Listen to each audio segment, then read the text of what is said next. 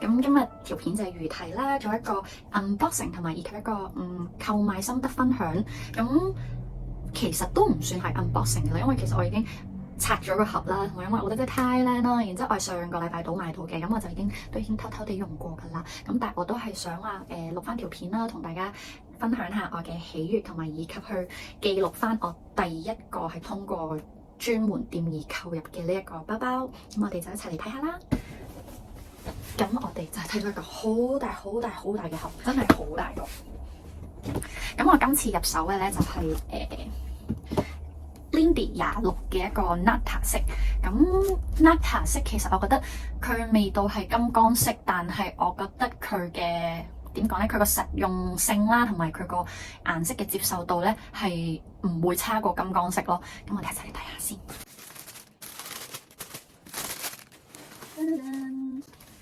咁我諗其實咧應該就Lindy 未必係大家做嘅入門款咯。咁喺之前我就有一個 Pickle 田啦。咁 Pickle 田嗰個係我以前喺英國讀書嘅時候咧，就揾人買一個二手。咁嗰陣時我買嘅價錢咧係真係都算係好平下，因為嗰陣時我買二手啦，好似係1600磅定唔知1800磅，我唔係太記得個價，但係總之就係一定係2000樓下嘅。同埋嗰陣時嗰個叫咩新度都係好新啦。咁但係我覺得有樣嘢就係你買二手係有風險嘅，所以大家睇大家個接受度接唔接受到啦。咁其實大家都係一個信任同埋要收據啊，要嗰啲個包嗰啲，即係總之對翻啱啲嘢啦，同埋佢個購入時間咁樣，你對到啲 record 咁就正常就冇乜嘢嘅。但係二手包嘅接受度真係因人而異啦。但係講翻呢個 Lindy 26，咁其實咧呢個袋就真係好靚啦，我覺得。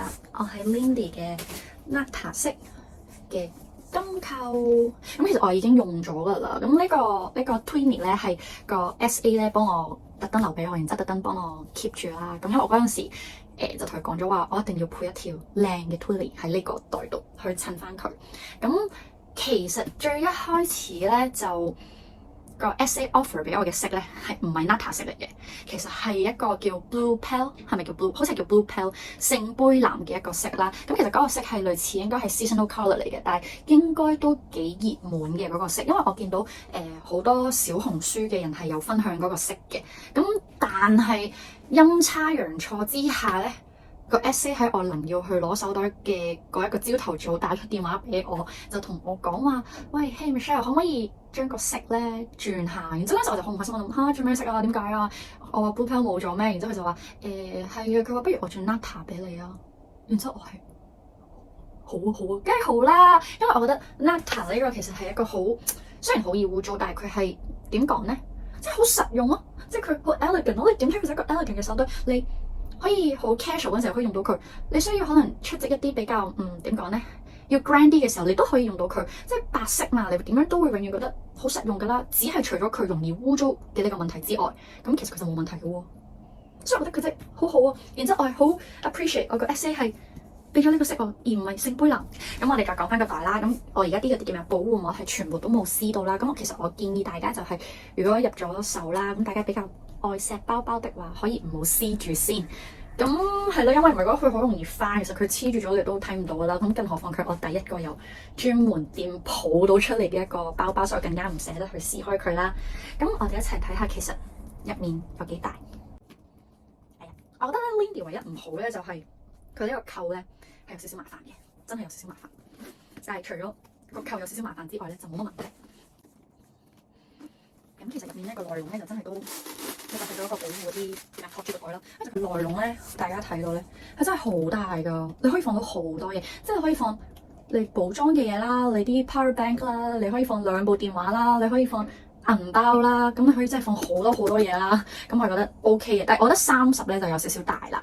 咁係咯，如果你問我建議性咧，我會覺得26係一個 perfect size。咁可能又會有啲人問點解你唔買 Mini Lindy 啊？咁但係我又覺得 Mini Lindy 咧有啲太細啦，同埋佢個性價比可能 compare 翻26咧，我又覺得冇咁高，所以我比較 suggest 就係如果你係第一次入手愛馬仕啦，我覺得可以揀翻一個性價比高啲嘅手袋咯。咁好似 Pickle 田啊、Evelyn 啊呢啲係真係一個好好嘅入門款，同埋而家都好多人想要啦。咁佢個需求量好大啦。咁因為我攞到呢個 Lindy 嘅時候嘅當日啦，我係有去八卦去問咗下嗰啲收手袋嘅嗰啲鋪頭啦。咁竟然有一個同我講話，如果你而家賣俾我，即係我而家放俾佢嘅話，我可以收到9萬蚊。我完全係9萬蚊，即係其實呢個袋係唔使9萬蚊，即係個 original price 佢係唔使9萬蚊根本就，但係出面收袋竟然會收9萬蚊，咁真係學大家話齋就係 Hermes 係真係一個保值嘅牌子，係真係好保值嘅品牌，係有原因嘅。咁不如我同大家講翻就係、點解會無啦啦要入呢個包包啦？咁其實咧就因為咧。點講呢？就因為我喺2021年都算係完成咗人生一件比較大嘅事啦。咁我諗應該有 follow 我 IG 嘅人都應該會知道嘅。咁所以我就希望可能有一個新嘅開始啦。咁我唔希望自己喺買呢啲所謂嘅奢侈品再係亂咁買，或者所謂嘅跟風買。咁我認為係 Hermes 呢個品牌係佢係值得我投資嘅。咁因為我啱啱同大家講咁樣啦，就係我一買完之後。我轉手去俾一個二手市場，佢已經可以 offer 9萬蚊俾我去收我呢個手袋。咁我覺得呢個品牌都真係幾奇妙啊，真係幾奇妙。咁你好似話平時你買 Chanel 嗰啲咧，你轉個手賣翻出嚟，唔會無啦啦賣到咁多錢，因為你冇跌價都已經算好噶啦。咁所以我就覺得我都希望我自己可能喺用嘅嘢上面再謹慎啲，然之後唔好再使太多不必要嘅錢去買一啲可能一啲比較冇乜特別嘅一啲品牌，又唔係話冇乜特別嘅，即係可能個實用性啊，或者本身我對嗰個手袋嘅需求冇咁強烈嘅呢啲手袋啦。咁我講下啦，就係其實我可能買呢個手袋用咗幾耐啦。咁大家都知道就係呢排 Covid 好勁啦，咁已經第5波疫情啦。咁我係大概其實計我開 account 啦，因為我冇喺香港嘅 Hermes 買過任何嘢啦之前。咁我由開 account 到我攞到呢個袋，我諗 around 大概5個禮拜左右，5個禮拜嘅時間。咁第一次入去 Hermes 嘅時候咧，其實我嗰時都冇諗住話，我真係一定要買手袋，諗住隨緣啦呢啲，因為大家都知道而家比較難買手袋啦。咁我就同我男朋友入咗去個鋪頭入面，咁嗰陣時就因為好似係類似紀念日啊，然之後佢話送個禮物俾我咁樣，然之後我哋就去咗睇有啲咩啦。咁嗰時就撞到呢一個 essay，我覺得揀一個好嘅 essay 係好重要嘅。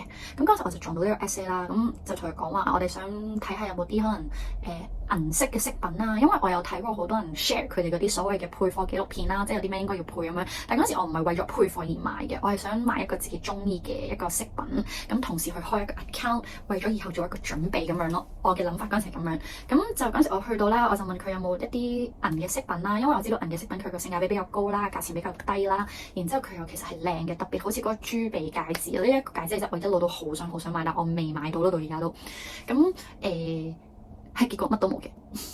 然之後我又問佢話，咁你會唔會有啲可能拖鞋啊？因為我知道有一個珠鼻嘅塑膠拖鞋係比較低價格啦，然之後我覺得係比較實用嘅，因為佢係一個膠拖，係防水啊。咁我覺得可以，我哋就嚟夏天啦，又可以去沙灘喎，咁買嗰個幾抵咯，好喎。因為我之前已經有嗰個佢嗰個好 classic 嗰個 H 嘅拖鞋啦，嗰個係我之前喺英國機場買嘅，我冇，咁所以我就完全冇考慮嗰個 H 拖鞋咁。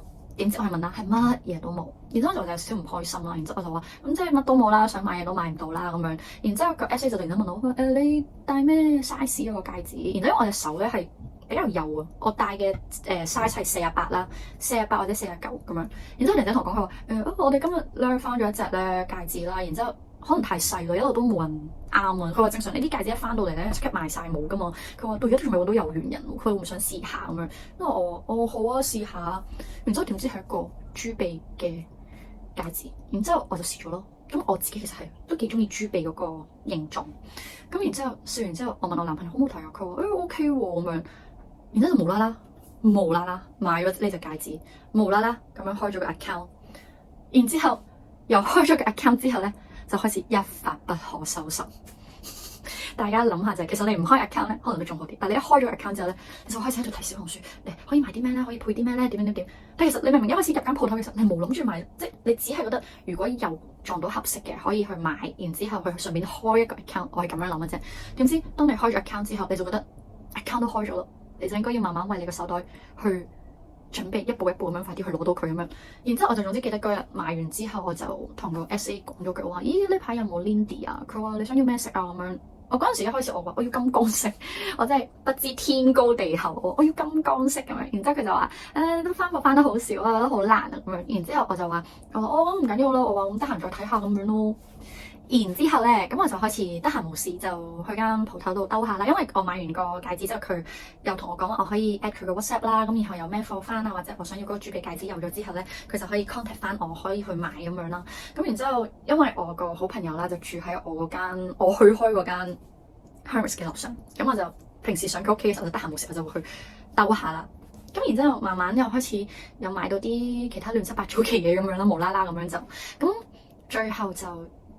有一日佢突然間同我講，佢話Michelle 你係咪想要 Lindy 啊？咁樣我話係啊。然之後佢無啦啦攞咗一個玫紅色個膊頭帶係鱷魚皮嘅 Lindy 26俾我咯。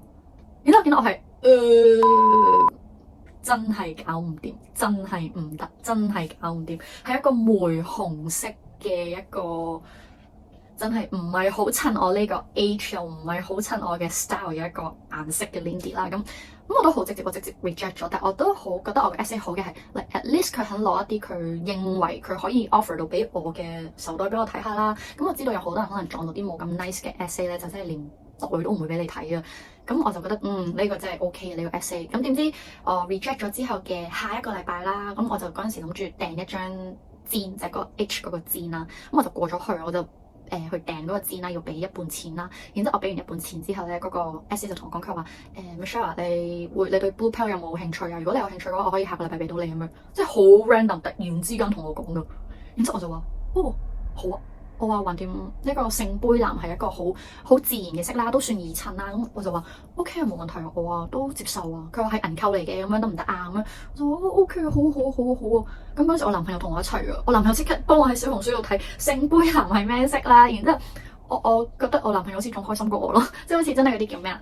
闖關打怪獸，一關一關咁樣闖到上去，然之後終於成功到嗰種感覺啦。咁然之後就即刻睇小紅書，然之後同佢講喂幾靚喎，呢個色 OK 喎咁樣。然之後我話係啊 OK，然之後就同佢約好咗時間。喺下一個禮拜去攞啦，咁就又翻轉頭就講翻話啱啱佢喺我攞袋嘅前一刻同我講話，可唔可以轉 Nata 色俾你啊？咁我就話OK 咁，因為真係 Nata 色同聖杯藍，咁我諗大家如果以第一個入手嘅一個顏色嚟講咧，咁應該 Nata 色會比較可能易襯啲啦，同埋點講咧，佢個流行度會高啲咯。咁就最後就好開心咁樣，真係好開心入手咗呢個 Nata 色。咁我就簡單講下我個叫咩消費倍率啦。咁其實就大家都講到話咩，而家好多因為疫情啦，然之後佢嗰啲 shipment 又過唔到嚟啦，咁所以就香港屬於冇乜貨嘅狀態啦，所以就啲貨好少啦，供不應求啦，所以啲 essay 咧只可以同你講話你再消費下啦，再努力下啦，咁樣先幫你可以排到個袋啦。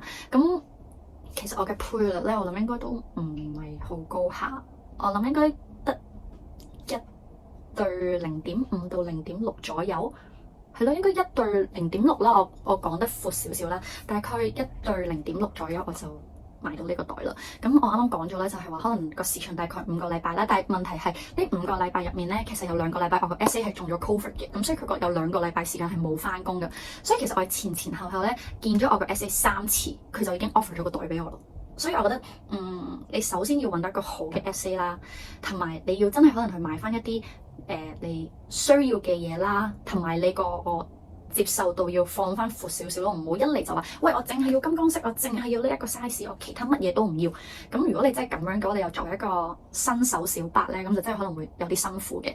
咁係啦，今日就係一個買手袋嘅一個分享。咁我就希望大家可以，即係如果中意呢個品牌嘅朋友仔啦，咁就大家再努力，然之後大家可以分享下一啲點樣可以快速拎到買到手袋啦，又可以用一個稍為低啲嘅一個消費配額而入到手啦，即係你一個經驗分享。咁如果大家有興趣嘅話咧，後續我都可以拍翻條片去分享翻，可能我都買咗啲乜嘢先可以換取到呢個美麗的 Lindy 26 Nata 色。咁我哋下次見啦，拜拜。You should bet on me, like I'm Apple in the 90s. You should bet on me, gonna wanna get behind me like I'm 23. Before Mikey was on Nikes, you should bet on me.